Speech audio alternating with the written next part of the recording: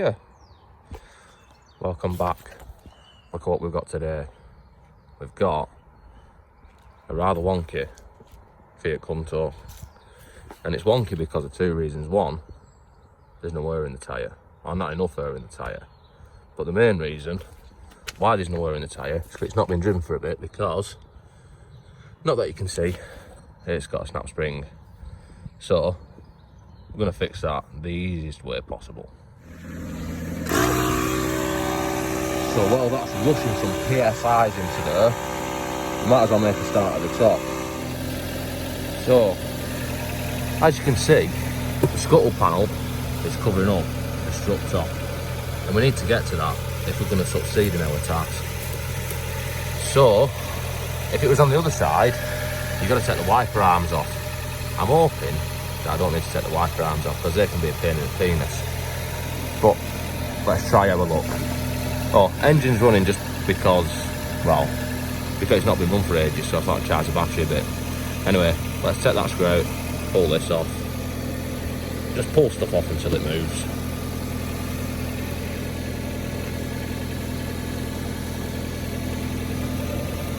Phillips. And as ever, I haven't got a Phillips screwdriver, so I need to go and ask Phil for a screwdriver. Can I borrow your screwdriver? Alright.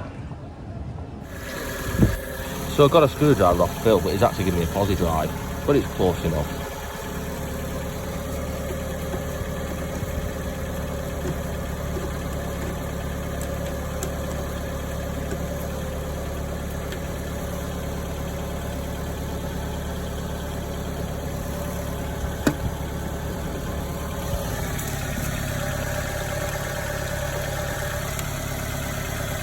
Just remove these screws and hopefully we'll have enough room just to pull that out of the way. There's a good chance we won't have enough room, but hopefully we will. So I'm going to take this one out and take that one out and just hope for the best, really. Looks like we're in with a chance. This might have to be moved a bit. See if this will pull outside. Now I don't really advise stretching hoses like this, but with a bit of determination and fury, I think we can get to that.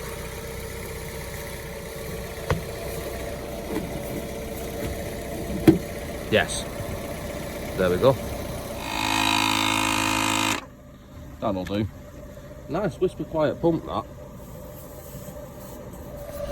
Right, so I've straightened up the wheel and we'll try and do a demonstration of one of the symptoms of a snap spring on one of these, or just in general.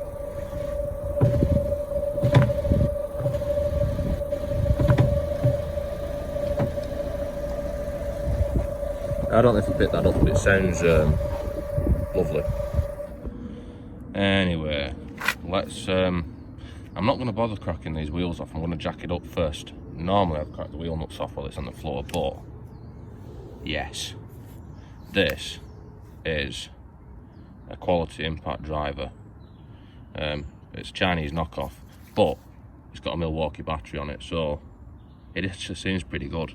So I'm going to give it a try, and then I'll probably have to drop the car down, crack it off, and then go again. But for now, let's jack it up. So, see if we can see on the sill line, well, arrow, and tighten jack up for a start.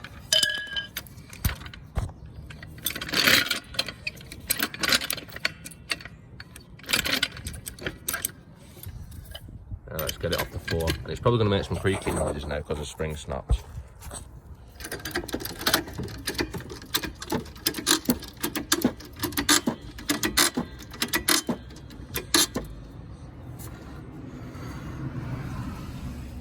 Let's try this.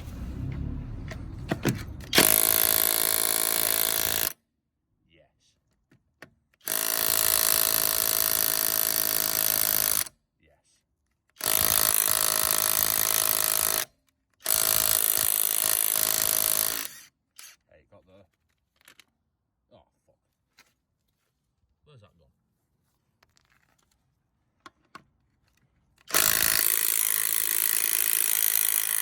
Yeah, I'm going to have to crack these off, aren't I?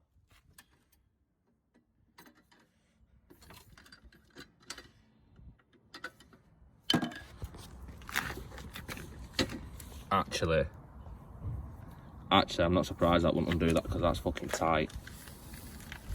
Fucking hell. Right, so I've cracked them up and back in the air, but I don't know how tight they were.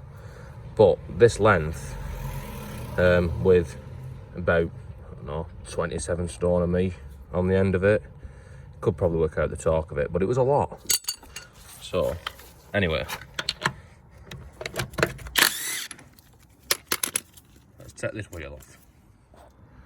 Right, so wheel is off, and a top tip, if you're working on a jack and you haven't got an axle stand, put the wheel underneath it. It's probably better than an axle stand, to be honest. It's less likely to fall over.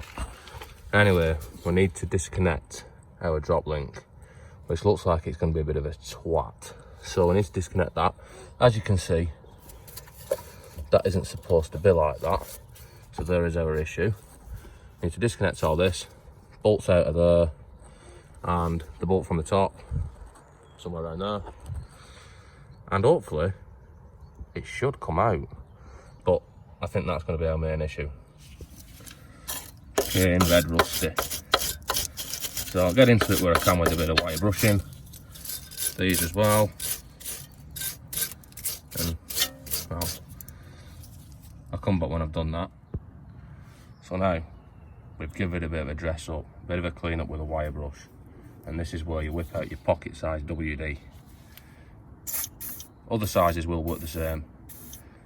But, I mean, I'll be honest with you, that there, that's an SLF, that's a struggle like fuck to get them off, because when they've not got the spanner mark on the back and they've got the Allen key in the front, they're just fucked usually. But we shall try. So let that soak in a little bit, start undoing some bolts. So let's hope for the best, but expect the worst, because this is just going to spin. 99% chance of it, but occasionally they come off. Oh, we've got further than I thought we would.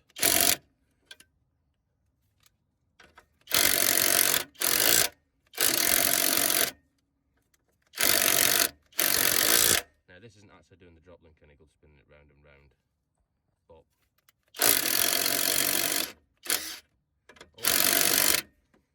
I'm going to keep on working it. Persistence results. Now, because we've only got one side jacked up and the suspension's dropped, on this side we've got this anti-roll bar, which is to compensate for the suspension being different on both sides of the car. So if you want to do a drop link and make it easier, if you jack both sides up, it takes the tension off it.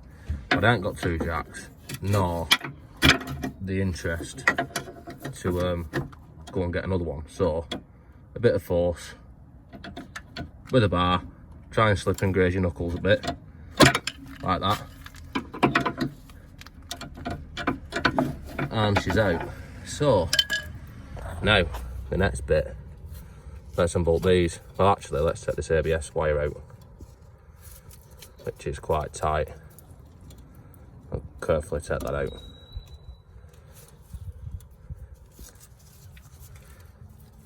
Nice and gently so we don't break it. And this one too. This is also quite an important thing, because that is your brake hose. So if you break that, then you've no brakes, which isn't the best situation to be in when you're driving. So now let's take these off. So 18 millis. Reasonably tight.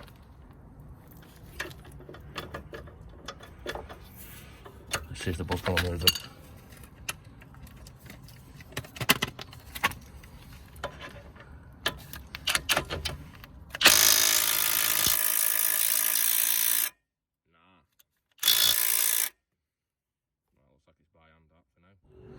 So as expected, that's a nut and bolt, and it is all turning. So we've got our spanner on the other side, and then this is going to be a two-handed job, so I'm not going to film it, but it's undoing the bolt.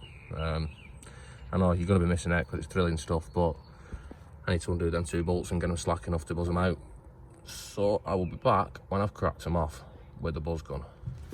as promised. Yes.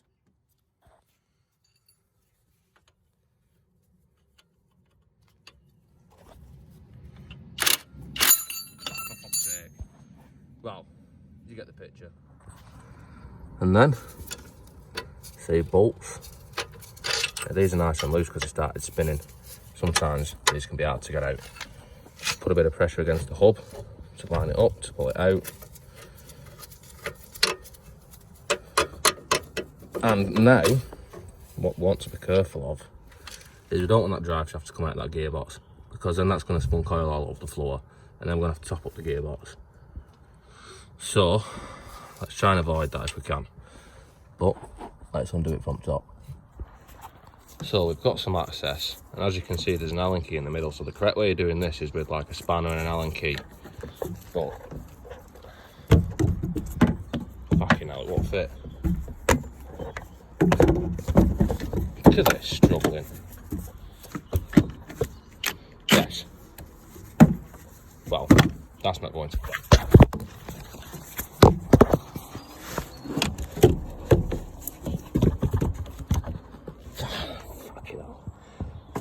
It will fit. Close enough.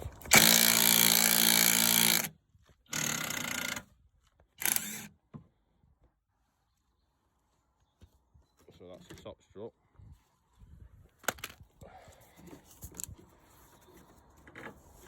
And that's what holds it in. That's all it holds it into the car. And now, it should pretty much just fall out. Now this, doing this one-handed, without pulling the drive shaft out, could be quite easy actually. And we'll just rest this on this toolkit to stop it from dropping down and pulling out, whilst we check the new strut's the right one. Probably should have done to start with. Fuck's sake. Right, so comparing the two, apart from the obvious differences, it looks like it's the correct one, and it looks like it's in good condition actually. But this is a bit of a ball sack. Got to take another one of them bastards off. Now, people might be wondering why I'm changing the strut for a second-hand strut instead of just putting a new spring on. And there's two reasons for that. If I put a brand new spring on, then I'm going to have to do both sides, because, well, one will have old springs and new springs. Ideally, I'd have to do both sides, but the main reason is because mobile spring compressors, a recent study found that if you are going to use mobile spring compressors to, to take the spring off, that there is a 76% chance of death and a 97% chance of being maimed. So I try and avoid them where possible. But anyway, let's get that out. Yes. Right, so now it's time to fit the replacement. So if you picture how it came apart, well, it goes in the same way. So I need to lift that up to there, and I need to get my hand over there and put the nut on top and the washer on top, which is going to be, well, not really filmable. So I've put the nut on just a couple of turns. So back down here, same thing again. I need to put this, but I need to put that in there. So I'll try and do it one-handedly, but I don't think it's going to work.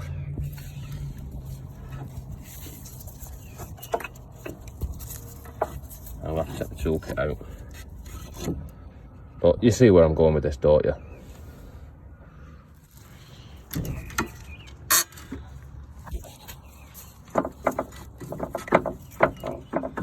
Bit more. Oh, what's that drive shaft? Right, so before you put any bolts in, you want to make sure that these are all in the right area. But we're not going to put them in yet, but you want to make sure they're routed the right way. So,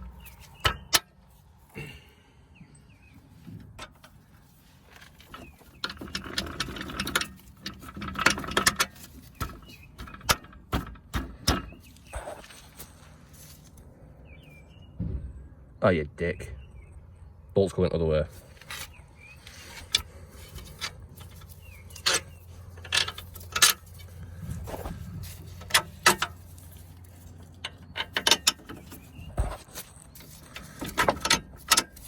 Aha. Right, so main bolts, main nut. Now things just need tightening up. So hopefully this will tighten up. Even if the threads are a little bit tight. I've got the wrong socket on it, so it's not going to work. 18mm in it. As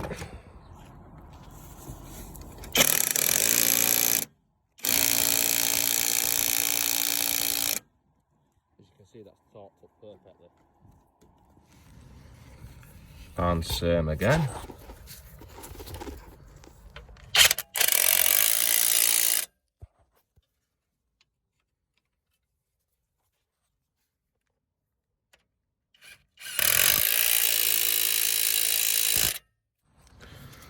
What you always want to do if you're buzzing things up with an impact gun is you want to get your calibrated torque wrench out and just check it.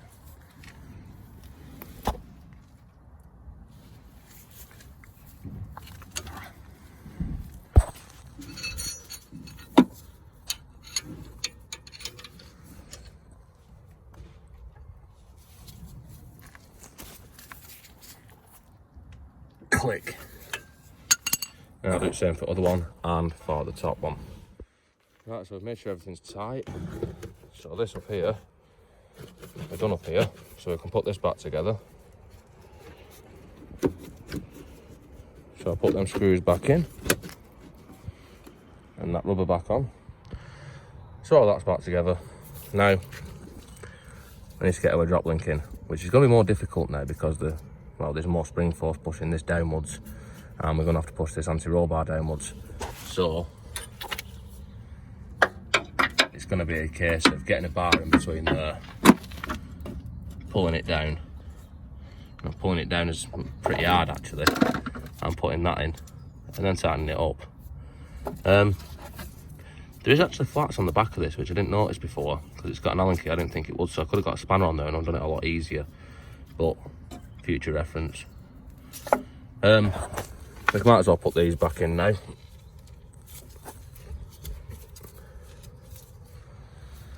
And let's get our drop link in, which I'm going to have to fight with. So I will just have to, well, you just have to imagine that. Yeah, plan B. With that little bar, I ain't getting the anti-roll bar close enough to get that on there. So let's just chuck this up under the wishbone and make it so it's closer.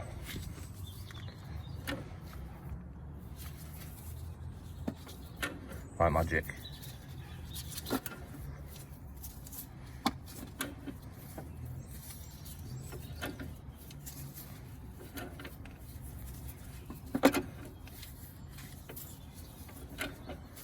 That should go in quite easily now.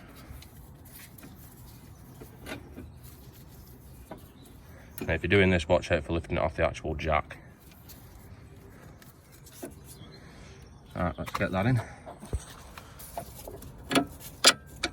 Much easier. So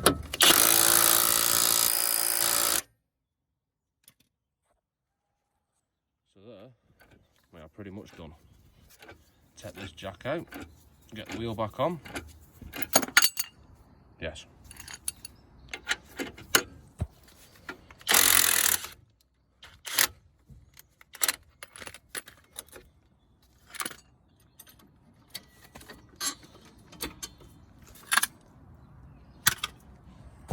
Hey, look at that. Right, wheel back on time.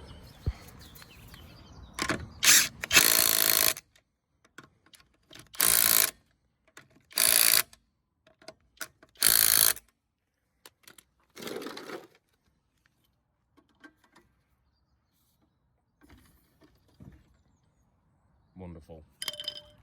And yeah, I have seen the tyre. That needs a new one as well. So always with your wheel bolts, tighten them up properly.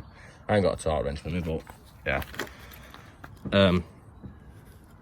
That's pretty tight actually. That buzz gun's pretty good for what it is, for a knockoff. And then when you've done, say, 50 mile or so, you want to tighten them again, because they can come loose, which everybody should know that, but not a lot of people seem to. So that's it. Nice and level, air in the tyre, spring in the spring. That's the old shitter, job done. So anyway, don't forget to like, subscribe, tell me what I've done wrong. Probably people doing that usually is. And yeah, see you next time.